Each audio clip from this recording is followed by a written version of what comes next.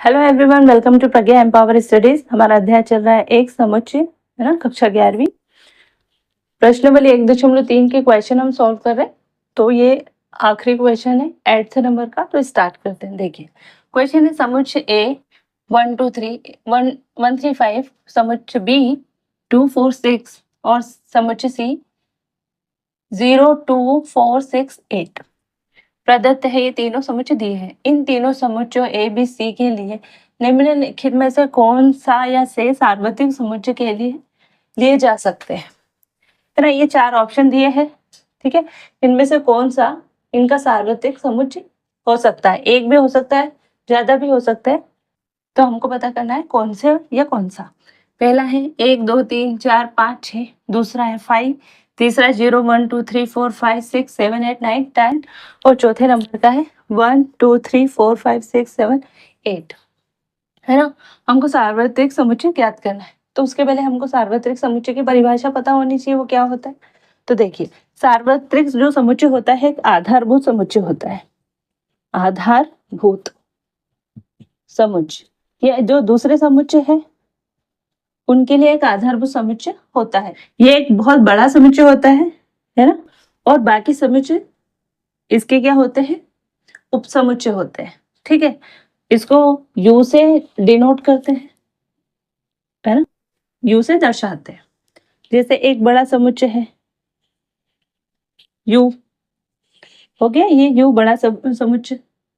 इसके अंदर बहुत सारे समुच्चय है, जैसे 1 2, इसमें मतलब इसके बहुत सारे अवयव है,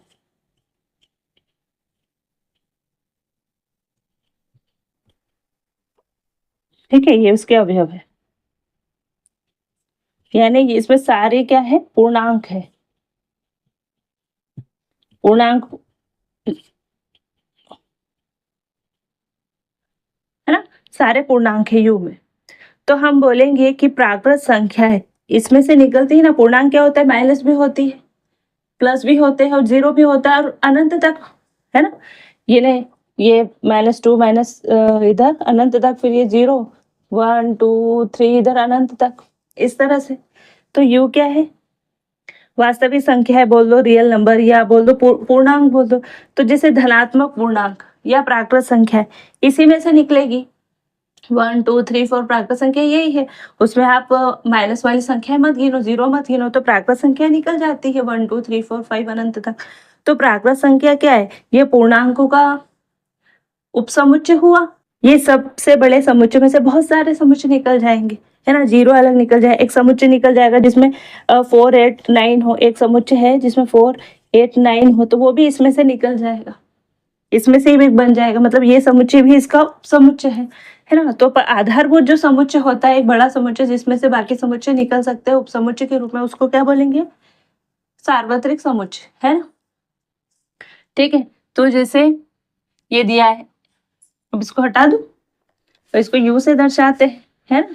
जैसे ये है, ए के लिए क्या है 1 3 5, बी क्या है 2 4 6 और सी है 0 2 4 6 8, ठीक है। ये है इस तरह से। तो जो सार्वत्रिक समुच्चय होगा वो क्या होगा, इनका u बराबर 1 होगा। उसमें देखो यहाँ 2 है तो 2 भी होगा, 3 भी होगा, 4 भी होगा, 5 6 7, है ना, 8 दे दो, 9 दे दो, है ना।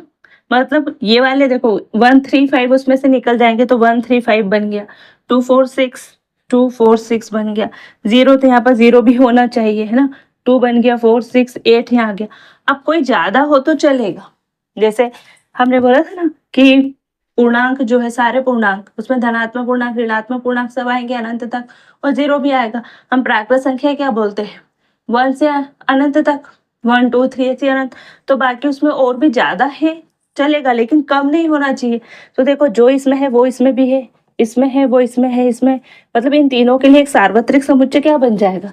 देखो 5 तो नहीं हो सकता, क्योंकि 5 तो खाली होता है, रिक्त समुच्चय तो ये तो होगा नहीं, है ना। 1 2 3 4 5 6, हमको तो 8 भी चाहिए था, यहाँ 0 भी चाहिए, तो ये भी नहीं हो सकता, ठीक। अब देखो इसमें 1 2 3 4 5 6 7 8 तो है लेकिन 0 नहीं है, तो ये भी सार्वत्रिक समुच्चय नहीं है इन तीनों के लिए, जिसमें से ये तीनों समुच्चय निकल जाए, है ना।